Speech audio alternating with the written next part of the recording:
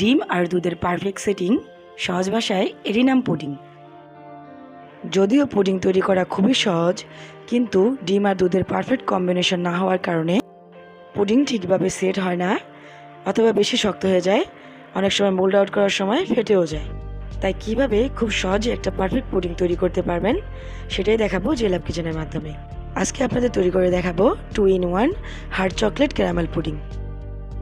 একটা পুডিংয়ের ভেতরে চকলেট এবং ক্যারামেল দুটো পুডিংয়েরই স্বাদ পাবেন।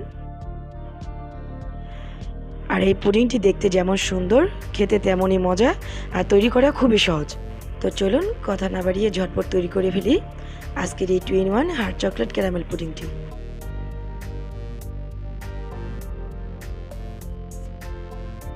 আজকের পুডিংয়ের জন্য এখানে আমি 6টি ডিম নিয়েছি। আগে থেকে জাল করে নেওয়া নর্মাল দুধ নিচ্ছি 3 কাপ। 4 কাপ দুধ জাল করে কমিয়ে 3 কাপ ঘন দুধ তৈরি করে নিতে হবে। হাফ কাপ পরিমাণ গুঁড়ো দুধ দিয়ে দিচ্ছি। যারা দুধটাকে জাল করে ঘন করাটাকে ঝামেলার মনে করেন, তারা 3 কাপ তরল দুধের সাথে হাফ কাপ গুঁড়ো দুধ মিশিয়ে নেবেন।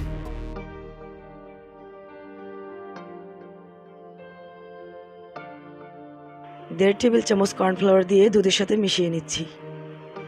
পুডিং মোল্ড আউট করার পরে পুডিং থেকে পানি বের হয় এবং ফেটে যায়। এই কর্নফ্লাওয়ার দেওয়ার কারণে পুডিং স্মুথ হবে, ফেটে যাবে না, পানিও বের হবে না। সামান্য পরিমাণ লবণ দিয়ে দিচ্ছি, তবে যারা মিষ্টি খাবারে লবণ পছন্দ করেন না তারা চাইলে স্কিপ করতে পারেন। চিনি দিয়ে দিচ্ছি 2/3 কাপ অথবা 1 কাপের 4 ভাগের 3 ভাগ। সবগুলো উপকরণ একসাথে ভালোভাবে মিক্স করে চুলা অন করে দিব। মিডিয়াম টু লো আছে অনবরত নেড়ে দুধটা জাল করে নিতে হবে।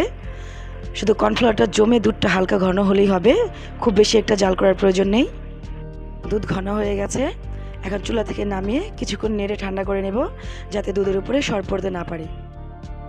দুধ অনেকটা ঠান্ডা হয়ে গেছে, এখন একটা বাটিতে ঢেলে রেখে দিচ্ছি। দুধটা স্বাভাবিক তাপমাত্রায় আসা পর্যন্ত একটু অপেক্ষা করব। ততক্ষণে আমরা পুডিংয়ের জন্য ক্যারামেল তৈরি করে নিব। ক্যারামেল তৈরির জন্য এখানে চিনি নিচ্ছি 4 টেবিল চামচ।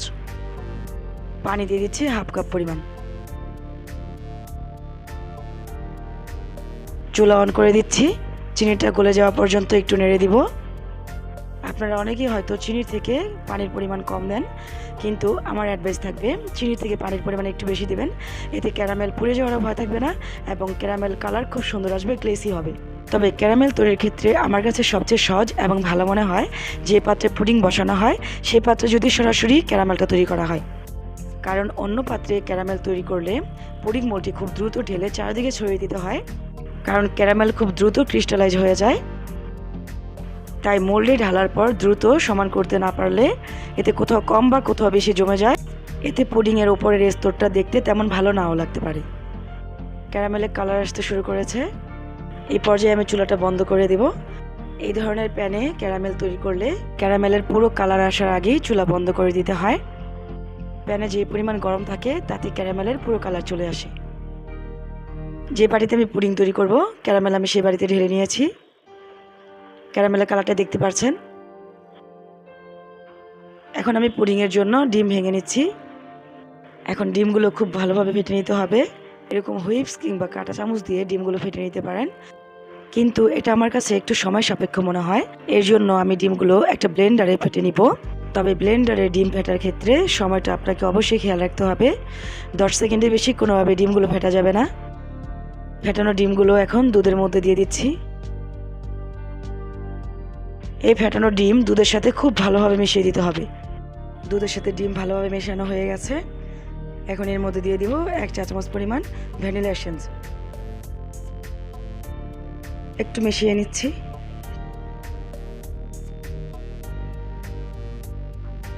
এই মিশ্রণটা এখন একটা ছাঁকনি দিয়ে ছেঁকে নিচ্ছি। যেহেতু আমি একই মিশ্রণ দিয়ে 2 ধরনের পুডিং তৈরি করব, সেজন্য আমি এই মিশ্রণটা সমান 2 ভাগে ভাগ করে নিচ্ছি। চকলেট ক্যারামেল পুডিং তৈরির ক্ষেত্রে প্রথমে ক্যারামেল পুডিংটা তৈরি করে নিতে, সেই জন্য আমি 1 ভাগ মোল্ডে দিয়ে দিচ্ছি।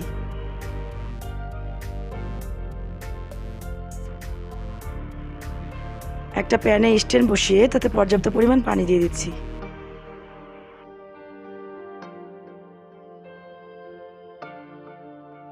পুডিং মোল্ডটি সমানভাবে বসিয়ে দিচ্ছি। একটা ঢাকনা দিয়ে ঢেকে ছিদ্রটা বন্ধ করে দিচ্ছি, যাতে ভিতরে জমে থাকা পানি পুডিংয়ে পড়ে পুডিং নষ্ট হতে না পারে। উপরে আরেকটা ঢাকনা দিয়ে ঢেকে দিচ্ছি। চুলা অন করে প্রথমে কিছুক্ষণ হাই হিটে পানিটা উত্তপ্ত করে নেব। পানি উত্তপ্ত হয়ে গেলে মিডিয়াম টু লো আছে 15 মিনিট পুডিংটা রান্না করে নেব।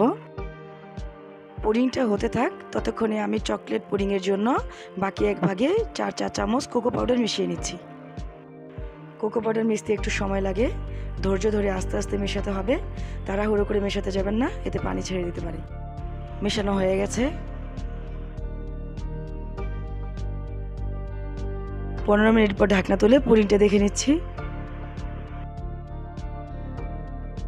ক্যারামেল পুডিংটি জমে গেছে। এখন এর উপরে আমি চকলেট পুডিং ঢেলে দিচ্ছি। চকলেট পুডিংটি ঢালার আগে আরও একবার ছেঁকে নিতে হবে। একইভাবে ঢাকনা দিয়ে ঢেকে আবারও 15 মিনিটের জন্য রেখে দিচ্ছি।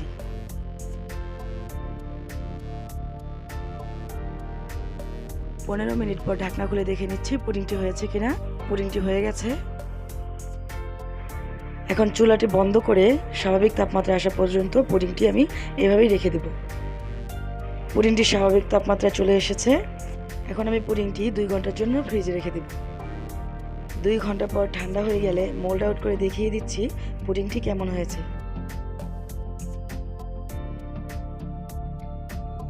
এখন পুডিংটি কেটে দেখিয়ে দিচ্ছি ভেতরটি কেমন হয়েছে।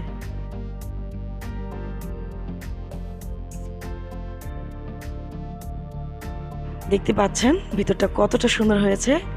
নিচে চকলেট, উপরে ক্যারামেল পুডিং। এই পুডিংটি যে দেখতে শুধু সুন্দর তা নয়, খেতেও কিন্তু খুবই মজার। চাইলেই আপনারা খুব সহজে এত সুন্দর একটি পুডিং বাসায় তৈরি করে ফেলতে পারেন। আর ভিডিওটি দেখে অবশ্যই বুঝতে পেরেছেন এই পুডিংটি তৈরি করা তেমন কঠিন কিছু নয়। ভিডিওতে দেখানো আমার স্টেপগুলো যদি ফলো করে এই পুডিংটি তৈরি করেন, তাহলে আপনার পুডিংটিও ঠিক এরকম পারফেক্ট হবে। ভিডিওটি যদি আপনাদের ভালো লেগে থাকে তো অবশ্যই একটা লাইক করবেন, শেয়ার করবেন, আর কেমন লেগেছে আমাকে অবশ্যই কমেন্ট করে জানাবেন। অলরেডি যারা আমার চ্যানেলটি সাবস্ক্রাইব করেছেন তাদেরকে অসংখ্য ধন্যবাদ। আর যারা এখনও আমার চ্যানেলটি সাবস্ক্রাইব করেননি, আশা করি তারা আমার চ্যানেলটি সাবস্ক্রাইব করে আমার সাথে থাকবেন। আর যারা ফেসবুক থেকে আমার ভিডিওটি দেখছেন তারা একটা আমার পেজে ফলো দিয়ে রাখবেন। আজ এই পর্যন্তই, দেখা হবে পরবর্তী আরেকটি ভিডিও নিয়ে। সেই পর্যন্ত সবার জন্য সুস্বাস্থ্য কামনা করে বিদায় নিচ্ছি। আল্লাহ হাফেজ।